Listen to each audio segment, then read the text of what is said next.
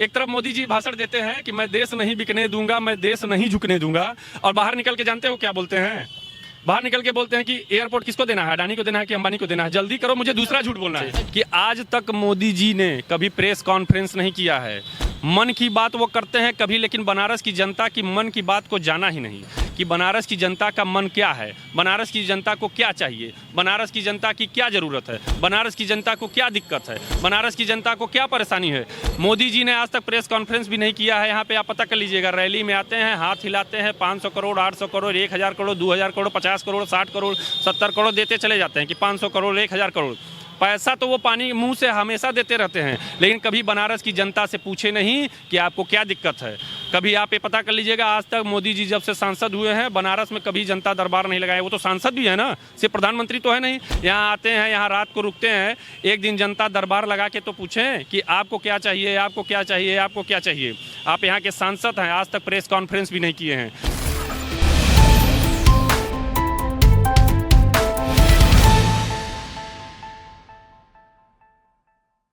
जी, मेरा नाम पंकज सिंह है।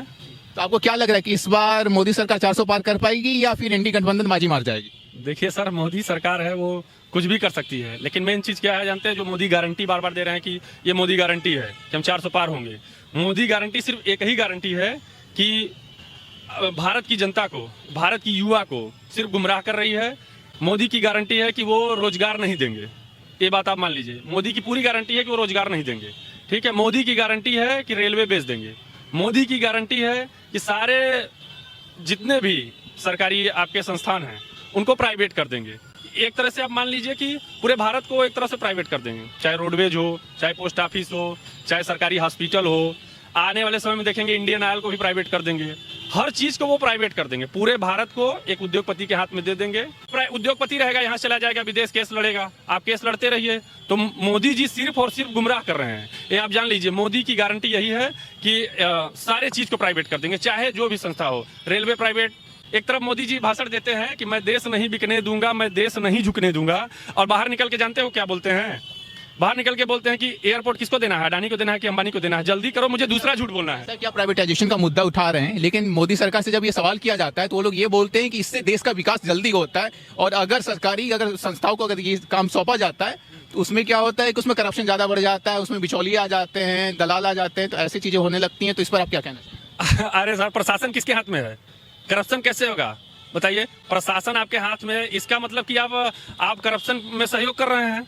प्राइवेट आपका, इसका मतलब कि आपके ऊपर कानून मंत्रालय पे आपके कोई लगाम नहीं है। योगी सरकार तो एक तरफ बुलडोजर चलवा दे रहा है, हो सकता है हम बोल रहे हैं हमारे ऊपर भी चलवा दे बुलडोजर, लेकिन आप खाली एक चीज बताइए कि कानून व्यवस्था पे इसका मतलब इनका कोई दबाव नहीं है, इसलिए ना करप्शन हो रहा है। सबसे भ्रष्ट कौन है पहले ये पता करें, इनके मंत्रालय में कौन भ्रष्ट है ये पता करें। आए दिन इनका पेपर में आता है कि चौगुना विधायक का संपत्ति बढ़ गया है, अभी आप देखेंगे इस बार भी निकलेगा। अच्छा, ये चीज बताइए, करप्शन कर कौन रहा है? आप 2014 से लगातार हैं, आप 2014 से हैं, आज तक जितनी भी सरकारी संस्थाएं आई, आप यहाँ जो भारत के युवा हैं, एक चीज बताइए, आज भी लोगों के अंदर सरकारी स्कूल, आज स्कूल को भी प्राइवेट करने जा रहे थे बीच में, अभी फिर करेंगे। जितने भी IAS PCS हैं, आप खाली इतना पता कर लीजिएगा कि कोई भी IAS PCS क्या प्राइवेट स्कूल से है? खाली ये पता कर लीजिएगा। जो इनके PS होंगे, इनके जो मंत्रिमंडल में सलाहकार होंगे, वो कौन है? IAS PCS ही होंगे। आप उनसे खाली पूछिए कि वो किस प्राइवेट स्कूल से पढ़ के आए हैं। वो भी सरकारी स्कूल से पढ़ के गए हैं, और ये सरकारी स्कूल को भी प्राइवेट करना चाह रहे हैं। तो आप एक चीज बताइए कि प्राइवेट कहाँ से है? आप हर चीज को बढ़ावा दे रहे हैं कि प्राइवेट करो, प्राइवेट करो। प्राइवेट संस्था के आधार पे आप हो जाएंगे। आज आपको बच्चा को नौकरी मिलेगा, कल निकाल देंगे, फिर आज किसी न किसी बहाने फिर कल नौकरी देंगे, परसों निकाल देंगे। अगर आने वाले समय में फिर कोविड जैसा कोई अगर बीमारी आ गया तो आप सारी सरकारी संस्थाओं का पैसा काट रहे हैं। 5%, 10% आप काटे हैं कि नहीं काटे हैं? काटे हैं। तो अगर आ गया तो जिसकी सैलरी 10,000 रुपए रहेगी वो क्या मदद करेगा? वो आलू प्याज खरीदेगा कि चलेगा इनका 5% कटवाएगा? जब प्राइवेट हो जाएगा वो क्या करेगा? उसको भी लगेगा कि हमको घाटा हो रहा, चला जाए। ये तो प्राइवेट की व्यवस्था ये है कि मोदी जी ने ऐलान किया था कि कोविड में किसी की सैलरी मत काटिए। कितने लोग बेरोजगार हो गए? 3 करोड़ लोगों को रोजगार देने की आप बात किए थे, कितने लोगों को आप रोजगार दिए हैं? मोदी गारंटी में फेल है। मोदी सिर्फ गुमराह कर रहे हैं, और पूरी ऐसा गुमराह कर रहे हैं कि आने वाले समय में भारत को बेच के चले जाएंगे और पता भी नहीं चलेगा लोगों को। जिस धर्म की राह पे सरकार चल रही है अच्छी चीज है, लेकिन आने वाले समय में धर्म अपनी जगह होता है, रोजी रोटी अपनी जगह होता है, मान सम्मान अपनी जगह होता है। एक गरीब आदमी का, एक तरफ आप बात करते हैं कि भारत में गरीबी नहीं है, एक तरफ आप मंच से बोलते हैं कि भारत में 80 करोड़ जनता गरीब है, हमें मुफ्त में राशन दे रहा हूं। यही बोल रहे हैं ना, 80 करोड़ 2014 से आप हैं, आज तक 80 करोड़ जनता को क्यों नहीं ऐसी राहत मिली कि वो गरीबी से नहीं उभर पाए। आप जब चुनाव आ रहा है 5 किलो राशन दे रहे हैं, जब चुनाव बीत जा रहा है 5 किलो राशन बंद करें, क्या 5 किलो राशन से आपका परिवार चलेगा? आप बताइए। आप बोले पाम ऑयल बढ़ गया है, अभी बीच में आया था कि पाम ऑयल बढ़ गया, अभी पिछले चुनाव की बात है, उसमें बोले कोविड की वजह से पाम ऑयल की आ नहीं रहा है, पाम ऑयल बढ़ गया। पाम ऑयल अगर बढ़ गया, पूरे भारत में आप तेल फ्री कर दिए। अरे 80 का तेल 180 में खरीदने से तो बढ़िया था ना कि आप 10 रुपया बढ़ा दिए होते। फ्री में क्यों बांटे आप? जब पाम ऑयल बढ़ा तो आप फ्री में क्यों बांटे? ये सवाल बहुत बड़ा सवाल है। आज युवा को, ये जान लीजिए, युवा वर्ग को खाली गुमराह किया जा रहा है। आने वाले में मोदी सरकार का ये एकदम गारंटी है कि हम आपको रोजगार नहीं देंगे, आपको सिर्फ गुमराह करेंगे, हम रेलवे बेच देंगे, हम एयरपोर्ट को प्राइवेट कर देंगे, हम इंडियन ऑयल को बेच देंगे, आने वाले समय में सारी संस्थाओं को हम रोडवेज बेच देंगे। आप एक चीज बता दें, सारे चीज को सिर्फ बेच देंगे, ये मोदी की गारंटी है और फुल्ली गारंटी है। आपको क्या लगता है कि जैसे राहुल गांधी अगर आते हैं, प्रधानमंत्री बन जाते हैं, तो क्या कुछ सुधार देखने को मिलेगा? राहुल गांधी और गांधी परिवार ही गरीबों का मसीहा था, मसीहा है और आगे भी मसीहा रहेगा। आप एक चीज बताइए, राहुल गांधी का परिवार कभी भी किसी उद्योगपति को कुछ दिया? कि किसी उद्योगपति को बोला है कि आप ये चलाइए, आप वो चलाइए, आप वो चलाइए? किसी भी, आज जितने भी सरकारी हॉस्पिटल है सब राहुल गांधी या गांधी परिवार का है। मैं तो चाह रहा हूं कि गांधी परिवार के जो युवराज हैं, अब माननीय राहुल गांधी जी, ये बैठे सिंहासन पे, क्योंकि अब गांधी परिवार ही कुछ कर सकता है। गरीबों का अगर कोई है मसीहा तो सिर्फ और सिर्फ गांधी परिवार, और गांधी परिवार का जब प्रधानमंत्री बनेगा तब गरीबों का हला भला होगा, याद रखिएगा आप। क्योंकि ये मंच से तो भाषण देते हैं, दूसरा आपको तो अभी बताया मैं कि मैं देश नहीं बिकने दूंगा, मैं देश नहीं झुकने दूंगा। जैसे ही मोदी जी भाषण देके निकलते हैं और बोलते हैं एयरपोर्ट किसको बेचना है, अंबानी को बेचना है कि अडानी को बेचना है, और तुरंत निकल के तुरंत बोलते हैं हमको दूसरा झूठ बोलने जाना है। बीजेपी सिर्फ और सिर्फ खाली चुनाव लड़ रही है, यहाँ से उखाड़ रही है टेंट, वहां लगा दे रही है, वहां से उखाड़ रही है, वहां कर देती है। आप एक चीज बताइए, बीजेपी आज तक कभी कांग्रेस का कार्यालय एसी देखे हैं? आप पूरे बनारस में घूम लीजिए, बीजेपी का कई ठो कार्यालय एसी कार्यालय है। आप पूरे भारत में देख लीजिए, वो पैसा कहाँ से आ रहा है? वो जनता का ही पैसा है ना कहीं से वो जनता का ही पैसा है। लेकिन ये जो बीजेपी है वो वो विपक्ष पर ये हमला करती है कि पिछले 70 सालों में जब वो सत्ता में थे, कांग्रेस सत्ता में थी, तो उन्होंने भी बहुत सारे घपलेबाजी किए हैं, बहुत सारे घोटाले किए हैं, उनके पास भी बहुत ज्यादा पैसा है।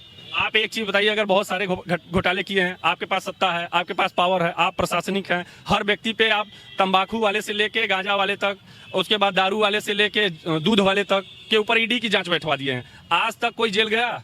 किसी एक व्यक्ति को आप बताइए कि अगर वो घोटाला किया तो जेल गया? आज तक कोई जेल नहीं गया। जब कोई चुनाव लड़ता है तो वाड्रा के ऊपर कभी ईडी का जांच बैठ जाएगा। आज अखिलेश यादव जी पे ईडी का जांच बैठ गया है। कुछ दिन जब पिछला चुनाव था तो राहुल गांधी जी के ऊपर ईडी का जांच बैठा था। अभी केजरीवाल जी के ऊपर बैठ गया है। जब चुनाव आता है तो ये चुनाव की रणनीति विपक्ष न बना पाए, इसलिए ये लोग हमेशा ईडी का जांच बैठाते हैं। एक बार अमित शाह तो इस बात से पत्ता ही काट देते हैं कि मेरा ईडी से कुछ लेना देना नहीं है, वो एक अलग संस्था है, वो अलग अपने हिसाब से चलती है। वो अलग संस्था कहाँ से हो गई? सरकार के संविधान के ऊपर हो गई है ईडी। एक चीज बताइए, संविधान के ऊपर ईडी चल रही है। आप संविधान से भी छेड़खानी कई बार कर चुके हैं, ये बात तो आपको पता ही है। हर चीज में ये अपना पल्ला झाड़ देते हैं कि हमारा ये नहीं, हमारा वो नहीं, हमारा वो नहीं है। आज जब चुनाव आता है तो इतना जांच क्यों होता है? किस लिए होता है? क्योंकि विपक्ष अपनी रणनीति न बना पाए। मैं तो अखिलेश यादव जी से और पूरे विपक्ष से, यहाँ तक कि राहुल गांधी जी से कहना चाहूंगा कि ये मंच से बोलें कि मोदी जो गारंटी दे रहे हैं कि आपको रोजगार नहीं देंगे, मोदी गारंटी देंगे कि मैं महंगाई बढ़ाऊंगा, मोदी गारंटी देंगे कि मैं इस देश को पूरी तरह से एकदम तहस नहस मचा के चला जाऊंगा। मोदी की ये गारंटी है कि आपको एक चीज बता दें, मोदी की गारंटी है चुनाव भर गरीबों को राशन दो, उसके बाद सारी संस्थाओं को बड़ी बड़ी कंपनियों के हाथ बेच दीजिए। क्योंकि इनके पास मंत्रालय नहीं है। एक नितिन गडकरी जी को छोड़ के इनके पास कोई मंत्रिमंडल में कोई बताइए जो पढ़ा लिखा मंत्री हो और जो ये सोचे कि अपने दम पे विकास करे। कभी आप ये देख लीजिए, कोई भी मंत्री ऐसा नहीं है जो अपने दम पे कोई विकास करता हो। आप एक चीज बता दें, नितिन गडकरी जी बहुत अच्छे हैं, उनको गृह मंत्री होना चाहिए था। अगर मेरी पार्टी या अगर कांग्रेस की पार्टी होगी तो मैं कांग्रेस से अनुरोध करना चाहूंगा कि नितिन गडकरी जी जैसे लोगों को बुला के ससम्मान से उनका हाथ पर जोड़ के कि आप आइए गृह मंत्रालय देखिए। क्योंकि देश को अगर बचाना है तो यहाँ पक्ष विपक्ष मत देखिए, कौन अच्छा है, कौन सही है, कौन व्यक्ति काम कर सकता है, कौन काम चोर है, कौन व्यक्ति गुमराह कर रहा है, कौन व्यक्ति सत्य बोल रहा है। इस बात पे ध्यान देना ही पड़ेगा। आने वाला युवा वर्ग जिस दिन जाग गया, जिस दिन यहाँ की जनता जाग गई, जिस दिन गार्जियन जाग गए, आप बताइए कि सब प्राइवेट कर रहे हैं, जिनका बच्चा 5 साल से 6 साल से तैयारी कर रहा है, कोई भर्ती नहीं आ रहा है। जितनी भर्ती आ रही है वो भर्ती लीक हो जा रहा है पेपर। क्या कर रही है आपकी गवर्नमेंट? इतनी बड़ी सख्त सरकार होने के बाद भी कानून व्यवस्था पे इनको वोट मिला है करीब 20%। उस कानून व्यवस्था की धज्जियां उड़ रही है। अब एक चीज बताइए, क्या सरकार मिली हुई है? एक तो रोजगार देना नहीं चाहते, वो चाह रहे हैं कि अब चुनाव बाद होगा, चुनाव बाद उसको प्राइवेट कर देंगे, चुनाव बाद फिर उसको प्राइवेट कर देंगे, भूल जाएंगे। एक चीज आपको बता दें, इनका बस चले तो पुलिस प्रशासन को भी है प्राइवेट कर देंगे। और एक बार फिर कहना चाहता हूं कि जितनी सरकारी संस्थाएं 70 साल में भी कांग्रेस लाई है, उतना आज तक एक ठो सरकारी हॉस्पिटल भी नहीं बनवाए हैं मोदी जी। आप पता कर लीजिएगा, जितना भी उद्घाटन हुआ था, ट्रामा सेंटर हो बनारस में या आपके पावर हाउस हो, कोई भी संस्था आप देख लीजिएगा, सिर्फ और सिर्फ कांग्रेस ही लाई। बार बार कांग्रेस पे आरोप लगाते हैं ना कि ये घोटाला, वो घोटाला, वो घोटाला। अच्छा एक चीज आप बताइए, इतना अगर घोटाला की तो इतनी सरकारी संस्थाएं लाई कहां से? हर साल रोजगार कैसे दे रही थी, हर साल भर्तियां कैसे निकाल रही थी? अच्छा, बाकी जगह की बातें छोड़िए, बनारस में मोदी जी का कोई तोड़ दिखाने अभी मतलब देखने को नहीं मिल रहा है। तो ऐसे में क्या लगता है, विपक्ष अभी तक कोई उम्मीदवार यहाँ से नहीं उतारी है। ऐसे में दो नाम सामने आ रहे हैं, एक अजय राय जी का सामने आ रहा है और एक और लोगों का नाम सामने आ रहा है। तो उसमें से आप क्या कहना चाहेंगे, किस पार्टी को उतारना सही रहेगा, किस उम्मीदवार? कि माननीय अजय राय जी यहाँ के हैं, यहाँ की जनता के दिलों में राज करते हैं, ठीक है। माननीय अजय राय जी बहुत ही अच्छे व्यक्ति हैं, उनका व्यक्तिगत व्यवहार भी बहुत अच्छा है। अजय राय जी जो कर सकते हैं वो मोदी जी कभी नहीं कर सकते हैं। मैं एक बार जनता से ये बता देना चाहता हूँ, बनारस की जनता से, कि आज तक मोदी जी ने कभी प्रेस कॉन्फ्रेंस नहीं किया है। मन की बात वो करते हैं कभी, लेकिन बनारस की जनता की मन की बात को जाना ही नहीं कि बनारस की जनता का मन क्या है, बनारस की जनता को क्या चाहिए, बनारस की जनता की क्या ज़रूरत है, बनारस की जनता को क्या दिक्कत है, बनारस की जनता को क्या परेशानी है।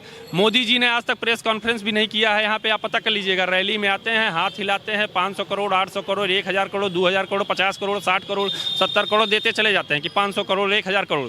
पैसा तो वो पानी मुंह से हमेशा देते रहते हैं, लेकिन कभी बनारस की जनता से पूछे नहीं कि आपको क्या दिक्कत है। कभी आप ये पता कर लीजिएगा, आज तक मोदी जी जब से सांसद हुए हैं, बनारस में कभी जनता दरबार नहीं लगाया। वो तो सांसद भी है ना, सिर्फ प्रधानमंत्री तो है नहीं। यहाँ आते हैं, यहाँ रात को रुकते हैं, एक दिन जनता दरबार लगा के तो पूछें कि आपको क्या चाहिए, आपको क्या चाहिए, आपको क्या चाहिए। आप यहाँ के सांसद हैं, आज तक प्रेस कॉन्फ्रेंस भी नहीं किए हैं, इसलिए क्योंकि जानते हैं कि हमारी बहुत सारी कमियाँ हैं। एक बात याद रखिए, आज भी आज के डेट में अजय राय जी के यहाँ 200-250 लोग ऐसे ही जाते हैं कि भैया हमको ये काम है, भैया हमको वो काम। मोदी जी 10 साल पहले यहाँ से चुनाव लड़ने आए थे और उसके बाद से लगातार 2 बार जीत कर आए हैं। तो अब की बार क्या लगता है कि मोदी जी यहाँ से जीतेंगे? और सबसे पहली बात कि पिछले 10 सालों में कोई बदलाव देखने को मिला है कि नहीं मिला? मोदी जी देखिए, दो चीज़, मोदी जी 10 साल से यहाँ जीत रहे हैं। यहाँ प्रियंका गांधी जी का जब ऐलान हुआ पिछली बार, और वो जान रहे थे कि हम चुनाव हार जाएंगे। आज भी अगर प्रियंका गांधी जी अगर उनके सामने चुनाव लड़ लें तो आज वो चुनाव हार जाएंगे। लेकिन जब प्रियंका गांधी जी का नाम बनारस से डिक्लेयर हुआ, तब ये उनके हस्बैंड पे, उनके परिवार पे जांच बैठवा दिए ईडी का, और जिस दिन वो अपना नाम हटा ली, उसी 10 दिन के बाद ईडी का जांच बंद हो गया। आज तक वाड्रा जी बाहर हैं, ये जेल भी नहीं गए। ये लोग जितना हो सका उतना आरोप लगाए, आय संपत्ति ज़्यादा है तो ये संपत्ति ज़्यादा है, तो वो संपत्ति ज़्यादा है, तो ये लोग भारत का पैसा लूटे हैं, तो ये किए हैं। लेकिन ऐसा कुछ नहीं हुआ, आज भी उनके ऊपर साबित नहीं हो पाया, क्योंकि जब चुनाव आया, ये पिछला ही चुनाव हार जाते। अगर मोदी जी को इतना ही अपने ऊपर कॉन्फिडेंस है तो बनारस छोड़ें, जहां से प्रियंका गांधी चुनाव लड़ रही हैं, वहां से जाके चुनाव लड़ लें, और डंके की चोट पे या चुनाव हार जाएंगे। जमानत अगर जब्त नहीं हो जाए तो जो कहिएगा। तो एनडीए इतने कॉन्फिडेंस में 400 पार करने का दावा कर रही है, तो क्या ऐसे में क्या लगता है कि विपक्ष की आज इस बार विपक्ष में सरकार बनेगी, विपक्ष की सरकार बनेगी कांग्रेस की, या फिर भाजपा इस बार फिर तीसरी बार केंद्र में सरकार बनाने जा रही है? जनता देखिए जाग चुकी है, युवा वर्ग परेशान है, घर जो यहाँ के गार्जियन है और जो यहाँ के लोग हैं, वो उनको ये पूरी तरह से पता है कि आने वाले समय में गैस सिलेंडर 2000 हो जाएगा, ये गारंटी है। तेल का दाम 150 हो जाएगा, ये गारंटी है। आपको बता दें कि हर चीज़ का दाम 1.5 गुना 2 गुना हो जाएगा। एक बात मान लीजिए, इस समय विपक्ष बहुत मजबूत है और सरकार बनाने जा रही है। 400 पार कर रहे हैं, उसमें 1 जीरो हटा दीजिएगा, 40 पे आ जाएंगे। एक चीज़ आप मान लीजिएगा। जाते जाते एक बार ये बता दीजिए कि युवाओं को मतलब आप जैसे कि बात कर रहे हैं वैसे विपक्ष की सरकार चाहते हैं, तो आप उनको युवाओं के लिए क्या करने की सलाह देंगे? युवा बढ़ चढ़ के वोट दें, युवा वर्ग बढ़ चढ़ के वोट दें। और एक चीज़ आपको बता दें, युवा को जो रोजगार दे उसको वोट दें, जो महंगाई कम करे उसको सरकार दें। गरीबों का मसीहा, हम आपको बताएं, गरीबों का मसीहा गांधी परिवार कल भी था, आज भी है, आगे भी रहेगा। उद्योगपतियों की सरकार बीजेपी आज भी है, कल भी रहेगी, आगे भी रहेगी, क्योंकि इनको सरकार चलाने का ना तो आज नीति है, न कल है, न परसों है। हम आपको बता दिए ना, एक नितिन गडकरी जी को छोड़ के इनका सब मंत्रालय एकदम भ्रष्ट है। अपने मन से ना तो कोई काम कर पाते हैं, न अपने मन से कोई डिसीजन ले पाते हैं। नाला से लेके सीवर तक का उद्घाटन मोदी जी करते हैं, ये तो आप देखते होंगे। नाला से लेके सीवर तक का उद्घाटन वो करते हैं। क्या इनके पास कोई ऐसे मंत्री नहीं है जो इनका उद्घाटन करे? रेल मंत्री से रेल का कराइए, आपके पीडब्ल्यूडी से पीडब्ल्यू का कराइए, हर चीज़ का। लेकिन मोदी जी करते हैं ये काम।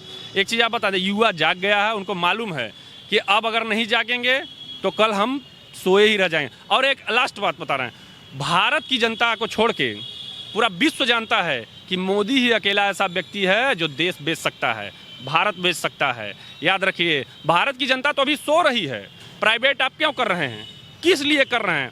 आपके पास कोई ऐसी रणनीति नहीं है कि हम सरकारी संस्था को चला सकते हैं। भ्रष्टाचार जो बोलते हैं कि भ्रष्टाचार हो रहा है सरकारी से, तो आपकी पुलिस प्रशासन कर क्या रही है? उसको आप क्यों उपयोग में नहीं ले रहे हैं? आज दुनिया भर का CCTV कैमरा आ गया है, सारी सुख सुविधाएं आ गई हैं, अंगूठा आ गया है, 3 बार लगवाइए। सारे सरकारी कर्मचारियों से सैलरी ले रहे हैं ना, सारी व्यवस्थाएं आपके हाथ में हैं। आप खुद कामचोर हैं, आप खुद कामचोर हैं। आप नहीं चाह रहे हैं, या तो आपका लगाम नहीं है, आपका पुलिस प्रशासन पे लगाम नहीं है। आपको हम पिछले भी बताए हैं कि जितने IAS PCS हैं सब सरकारी स्कूल से पढ़े हैं, और वही इनके सलाहकार हैं, वही इनका सुरक्षा कर रहे हैं। युवा वर्ग अगर पढ़ लिख के गलत काम करेगा तो एक चीज़ आप बताइए कि आने वाले समय में क्या होगा। आज बेरोजगारी चरम सीमा पे है, आज महंगाई चरम सीमा पे है, धैर्य लोग खो रहे हैं धीरे धीरे। पूरी तरह से विपक्ष की सरकार अगर नहीं बनी तो 24 में ये जान लीजिए, जो नारा दिए थे कि झोला लेके आए हैं झोला लेके चले जाएंगे, वो तो झोला लेके चले जाएंगे, लेकिन आपको झोला थमा के जाएंगे। एक बात आप याद रखिएगा, आज नहीं जागेंगे तो कल भारत छोड़ के आप लोग भागेंगे, और कहीं शरण मिलने वाला नहीं है, क्योंकि जिसको शरण दिया है भारत ने शरण दिया है। कि आने वाले समय में आप विपक्ष की सरकार बनाइए, माननीय राहुल गांधी जी को आप सत्ता में बैठाइए, क्योंकि गांधी परिवार ही गरीबों का मसीहा था, मसीहा है, मसीहा रहेगा, और गांधी परिवार ही कुछ गरीबों के लिए कर सकता था, कर सकता है, और आगे भी करेगा। ठीक है सर, बहुत बहुत